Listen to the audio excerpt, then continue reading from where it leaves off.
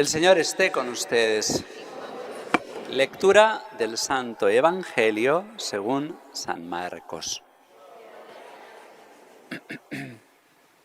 Y que en aquel tiempo Jesús y sus discípulos llegaron a la orilla del lago, en la región de los Gerasenos. Apenas desembarcó, le salió al encuentro desde el cementerio, donde vivía en los sepulcros, un hombre poseído de espíritu inmundo. Ni con cadenas podía ya nadie sujetarlo. Muchas veces lo habían sujetado con cepos y cadenas, pero él rompía las cadenas y destrozaba los cepos, y nadie tenía fuerza para domarlo. Se pasaba el día y la noche en los sepulcros y los montes gritando e hiriéndose con piedras. Viendo de lejos a Jesús, echó a correr, se postró ante él y gritó a voz en cuello: ¿Qué tienes que ver conmigo, Jesús, Hijo de Dios Altísimo? Por Dios te lo pido, no me atormentes. Porque Jesús le estaba diciendo: Espíritu inmundo, sal de este hombre. Jesús le preguntó: ¿Cómo te llamas? Él respondió: Me llamo Legión, porque somos muchos. Y le rogaba con insistencia que no los expulsara de aquella comarca. Había cerca una gran piara de cerdos hozando en la falda del monte. Los espíritus le rogaron: Déjanos ir y meternos en los cerdos. Él se lo permitió. Los espíritus inmundos salieron del hombre y se metieron en los cerdos, y la piara, unos 2000, se abalanzó acantilado abajo al lago y se ahogó. Los porquerizos se echaron a correr y dieron la noticia en el pueblo y en los cortijos, y la gente fue a ver qué había pasado. Se acercaron a Jesús y vieron al endemoniado que había tenido la legión, sentado, vestido y en su juicio. Se quedaron espantados. Los que lo habían visto les contaron lo que les había pasado al endemoniado y a los cerdos. Ellos le rogaban que se marchase de su país. Mientras se embarcaba, el endemoniado le pidió que los admitiese en su compañía, pero no se lo permitió, sino que le dijo: Vete a casa con los tuyos y anúnciales lo que el Señor ha hecho contigo por su misericordia. El hombre se marchó y empezó a proclamar por la Decápolis lo que Jesús había hecho con él. Todos se admiraban. Palabra del Señor. Per Evangelica dicta leantur nostra electa.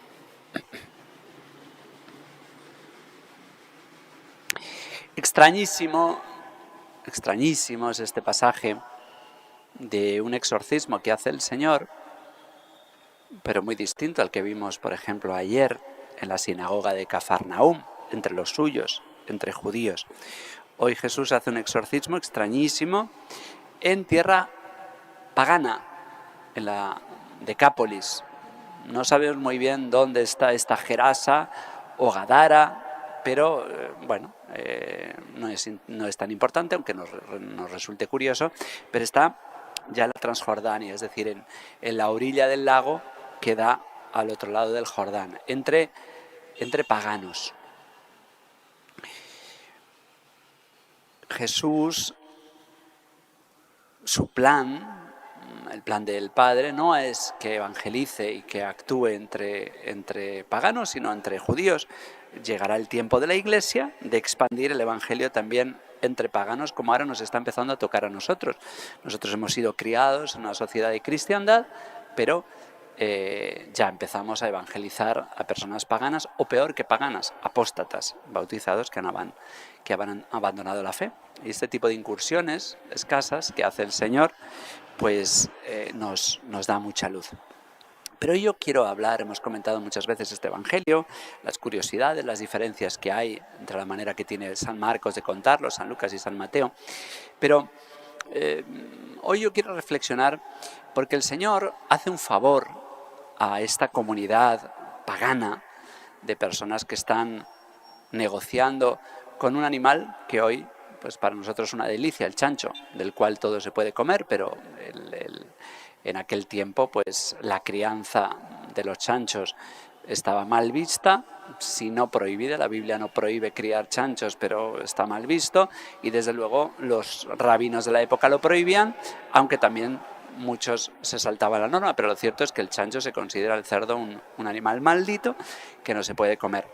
Y el Señor pues viene a hacer un favor a una población pagana, aterrorizada, porque hay un hombre esclavo de Satanás que no solamente sufre una posesión diabólica, sino que tiene aterrorizada a la población, vive en los cementerios, golpea a la gente, lo intentan amarrar. Es un hombre que tiene aterrorizada a la población. Y el Señor viene a liberarle a él y a liberar a esta gente del dominio de Satanás y del terror. Pero, a cambio, el Señor inflige una pérdida económica por esta extrañísima petición de este demonio que dice que no es demonio, sino una legión de demonios. Legión son 6.000.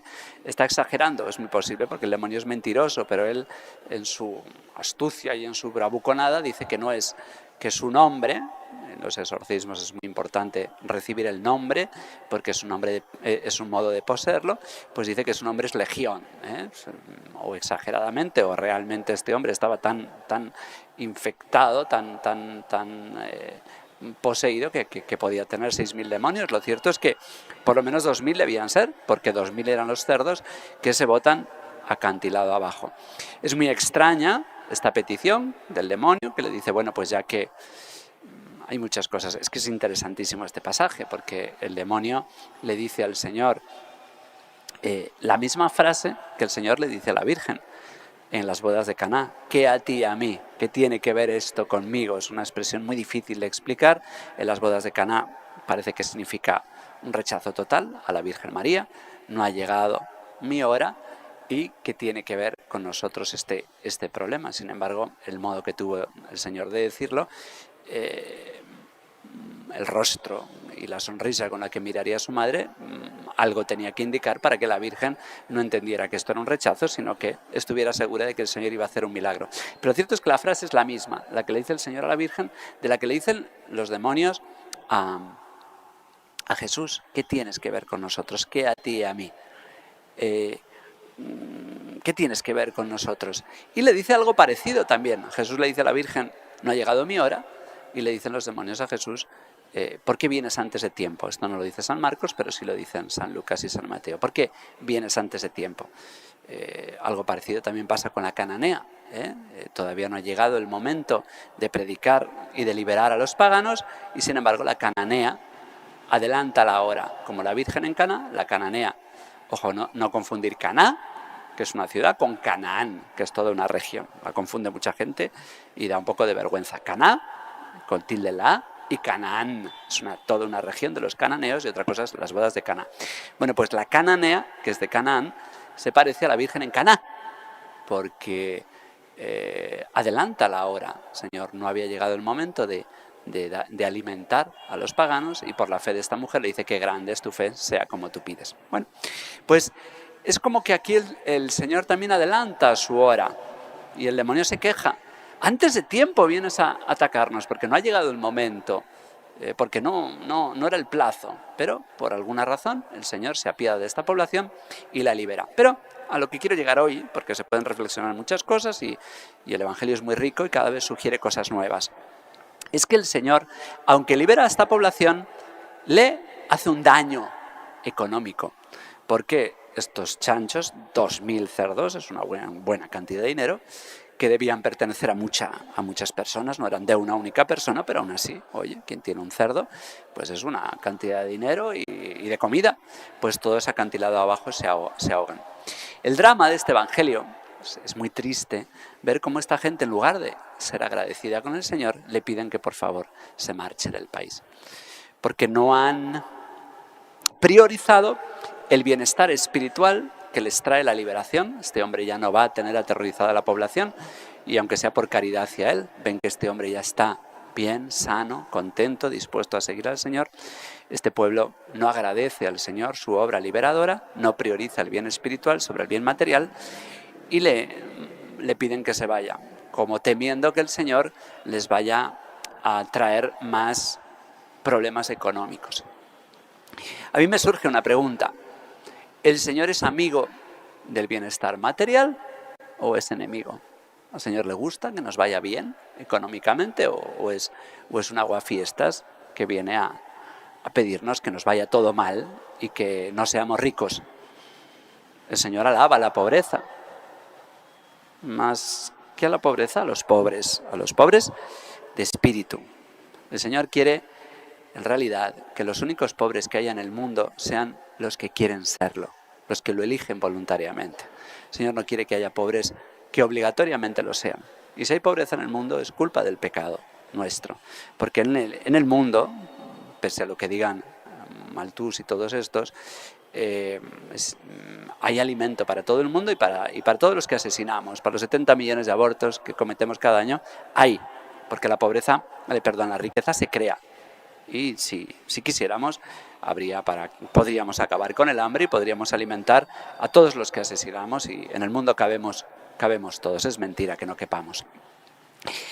¿El Señor es amigo del bienestar y de la prosperidad? Bueno, pues es bueno que vayamos a rascar en la historia. Y a lo largo de la historia de la humanidad, si miramos bien la historia, cuando las sociedades han sido cristianas, verdaderamente cristianas, han progresado, han prosperado. No hay más que ver, comparar. Nos vamos a Machu Picchu y vemos hoy una ciudad que es muy meritoria que se haya construido y es muy interesante. Pero no olvidemos que cuando se está construyendo Machu Picchu, en Europa se están construyendo las catedrales góticas. O sea, la diferencia de riqueza, de prosperidad, de progreso intelectual es tan superior, tan infinitamente superior, que yo no entiendo cómo hoy eso no se quiere ver. Quiero decir con esto, el cristianismo coherente, bien llevado, es fuente de prosperidad, es fuente de avance, es fuente de riqueza. Lo que pasa que no hemos de confundir toda riqueza con agrado al Señor, porque eso sería calvinista. Los calvinistas dicen Dios tiene, y los presbiterianos, Dios tiene algunos predestinados y a los que algunos están condenados antes de que nazcan, están condenados y otros están salvados. ¿Quiénes son los predestinados? Dicen los presbiterianos, a los que les va bien. Por eso a estas iglesias solo va gente rica, porque ellos dicen si me va bien es porque yo estoy salvado. Y los pobres que les parta un rayo. Bien, pues no es esa la doctrina católica. Hay gente que le va mal por su propio pecado y hay gente que le va mal por el pecado de otros. Hay una prosperidad material que no viene de la fidelidad a Cristo, que viene precisamente del mal, del robo o de la venta del alma a Satanás. No hay duda de que esta población, Gerasa o Gadara, sea la que sea, es próspera, tiene sus cerdos, pero está maldita. Hay personas que venden su alma al diablo. Conocemos muchos testimonios de actores, de gente muy famosa, que ha vendido su alma al diablo. A cambio de prosperidad material, porque Satanás tiene poderes preternaturales, nos puede dar prosperidad material a cambio de nuestra corrupción y por lo tanto a cambio de nuestra condenación. Por eso no podemos identificar necesariamente bienestar material, prosperidad material con bendición de Dios. Hay prosperidad material que no viene de Dios, que viene de Satanás, viene del robo, viene de la corrupción, viene de la... Entonces, es muy importante hacer un discernimiento. No el Señor nos llama al mismo tipo de bienestar, no el Señor nos llama a todos al mismo tipo de riquezas. Lo que el Señor quiere es que todo el mundo tengamos una vida digna y que estemos todos desapegados a las riquezas, independientemente de que tengamos mucho o tengamos poco. Indudablemente el Señor en su providencia, esta población que tenía al menos 2.000 cerdos, pero evidentemente no era algo agradable al Señor y Satanás campaba a sus anchas por esta población. Por eso le vino bien esta catástrofe, bueno, o a lo mejor es exagerado, no esta catástrofe, pero sí este desastre o malestar económico. A veces nos viene bien que el Señor pues nos golpee y permita crisis económicas. Algunas de nuestros problemas económicos son por nuestra culpa, por nuestra avaricia, por nuestra mala cabeza, por meternos en préstamos, en usuras, por no consultar con Él qué es lo que debemos comprar, qué no. Y a veces, con toda la honradez del mundo y con toda la bondad, nos va mal. Enfermedades, crisis, problemas, ya digo, muchas veces por pecados de otros y otras veces simplemente porque el Señor lo ha permitido para nuestro bien. No es tan fácil contestar. ¿El Señor es amigo del bienestar material? Sí, lo es sin duda. Pero a veces puede permitir para nosotros un cierto malestar para que prioricemos el bienestar espiritual. Pero evidentemente la voluntad de Dios es que todos trabajemos por una prosperidad y por un bienestar para todo el mundo, pero no a cualquier precio, no vendiendo nuestra alma al diablo y al mal, sino trabajando con honradez, mirando por los demás, mirando cómo compartir y siguiendo lo que se ha venido a llamar una doctrina social de la Iglesia y siguiendo los mandamientos y el espíritu de las bienaventuranzas. De ese modo alcanzaremos un equilibrio. En conclusión, siguiendo la santa fe católica y la moral católica, en principio prosperaremos, nos irá mejor. Ser honrado es rentable. Una persona que vende, un empresario que trata bien a sus empleados, que les paga bien, a los que tiene contentos, rinde más y es fuente de bienestar en principio. A veces el Señor, repito, permite enfermedades, cosas que uno no tiene previsto y nos puede ir mal. Pero en principio, nosotros tenemos que intentar lograr esta prosperidad para nosotros y para los demás, siguiendo los mandatos de Dios, la honradez de corazón y su voluntad. Y de este modo veremos que el Señor sí es amigo de la prosperidad material, del bienestar material, sin adorarlo, sin ponerlo por encima del bienestar espiritual. Y entonces estaremos dispuestos y entenderemos que a veces el Señor permita problemas en nuestra vida. Mucho cuidado con confundir, repito, la prosperidad material siempre con nuestra fidelidad a Dios. A veces podemos tener prosperidad material por ser infieles al Señor.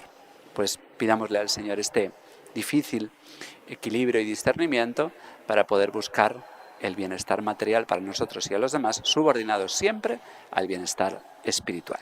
Que así sea.